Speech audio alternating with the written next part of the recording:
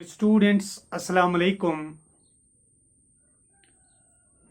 It is class 11th subject economics, and today we are going to discuss this chapter, measures of dispersion. Dispersion अगर हम आम लफ्ज़ों में कहते हैं कि डिस्पर्जन क्या होता है, कि डिस्पर्जन का माने होता है इंतशार भी, परेशानी भी, लेकिन when we talk about in the view of economics, तो वहाँ सबसे पहले इस चैप्टर में जो पहला सवाल आता है, जो 2020 में जो एग्जाम में भी आया था, व्हाट इज डिस्पर्जन, यानी डिस्पर्जन क्या है, मैं आपको यहाँ पर बताऊंगा according to doctor बावले।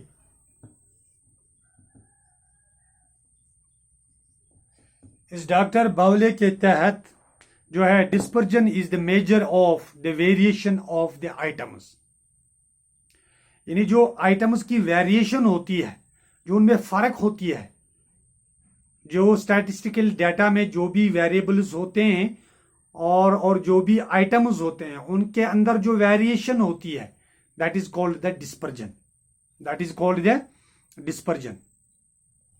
Now there are two measures of dispersion, इसके दो मेजर्स हैं as discussed under. Number one is absolute measure, and another is the relative measure.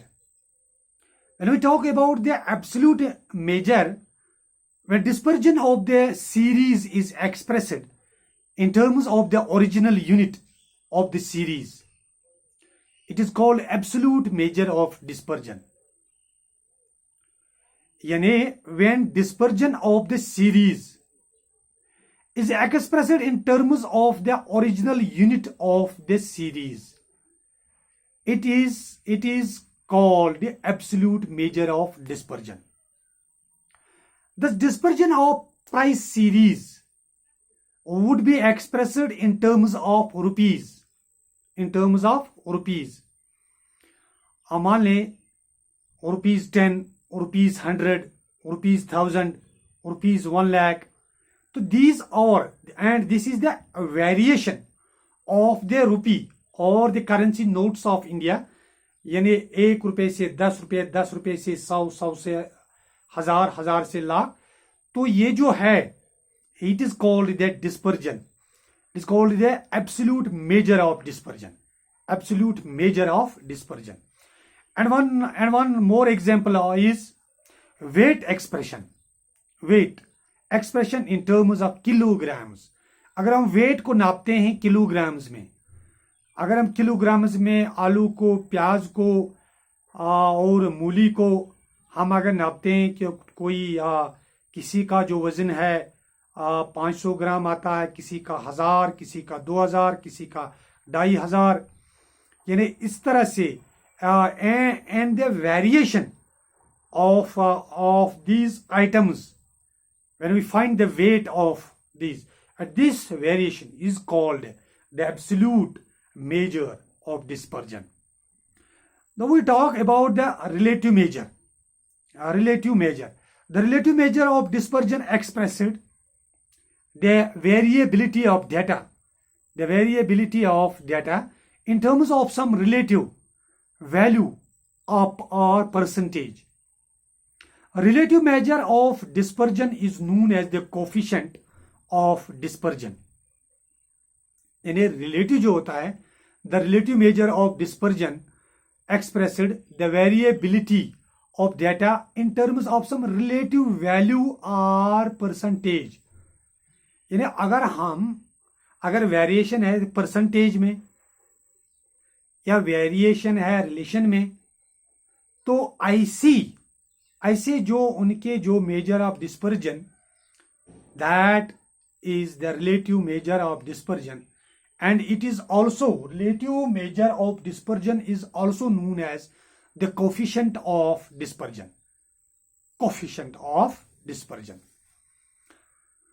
Now यहां से मैं एक और सवाल भी आपके साथ डिस्कस, चूंकि ये शॉर्ट आंसर टाइप क्वेश्चंस हैं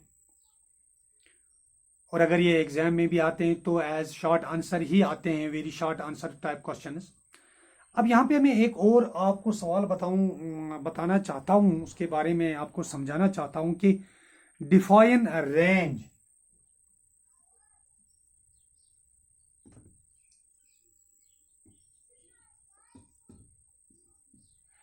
अगर हम रेंज की बात करें, range, what is the range? आपने अब तक जो है आपने मेजर्स ऑफ सेंट्रल टेंडेंसी में मीन पढ़ा, मीडियन पढ़ा, मोड पढ़ा। अब यहाँ पे मैं आपको इस मेजर्स ऑफ डिस्पर्जन में आपको पढ़ाऊंगा रेंज भी। Range, it is the simplest, when we define range, it is the simplest method of measuring dispersion of data. यानी ये डिस्पर्जन ऑफ डाटा को मेजर करने का एक आसान तरीका है, एक आसान तरीका है। यानी range is the difference between, और रेंज हम कैसे निकालते हैं, how we can find it. तो रेंज को हम क्या कैसे डिफाइन करते हैं या कैसे निकालते हैं? When we are suppose to find the range of the following. तो डेटा अगर हमारे पास दी होगी तो range is the difference between.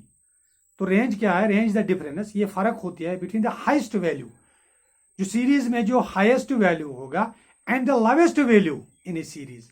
यानी सीरीज में ऑब्जर्वेशंस में जो हाईएस्ट वैल्यू होगा उसमें सब्ट्रैक्ट किया जाता है द लोवेस्ट वैल्यू। यानी जो सबसे इसमें सीरीज में जो सबसे बड़ा वैल्यू हो उसमें जब हम सब्ट्रैक्ट करते हैं सबसे छोटा वैल्यू, तो that is called the range. तो रेंज को हम ऐसे ही डिफाइन करते हैं। तो सो डियर स्टूडेंट्स, इसकी जो फॉर्मूला है, range is equal to highest minus lowest value in the series. यानी we subtract the lowest value of the series from the highest value of the series, so we have to find the range. अब ये range की बात है। अब here, और तो आप जानते हो ये रेंज है, h is the highest value in the series and this L is the lowest value in the series. It is very simple बेटा। तो इसके साथ में एक और भी मैं आपको क्वेश्चन समझाना चाहूंगा। डिफाइन इंटरकोटाइल रेंज, ये वेरी शॉर्ट आंसर टाइप है और इस साल एग्जाम में आया था कि डिफाइन उसकी आपको फॉर्मूला लिखनी थी। Define interquartile range.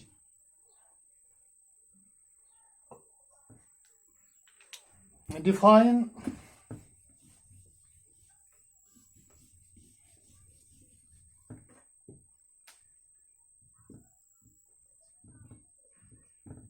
इंटरकोटाइल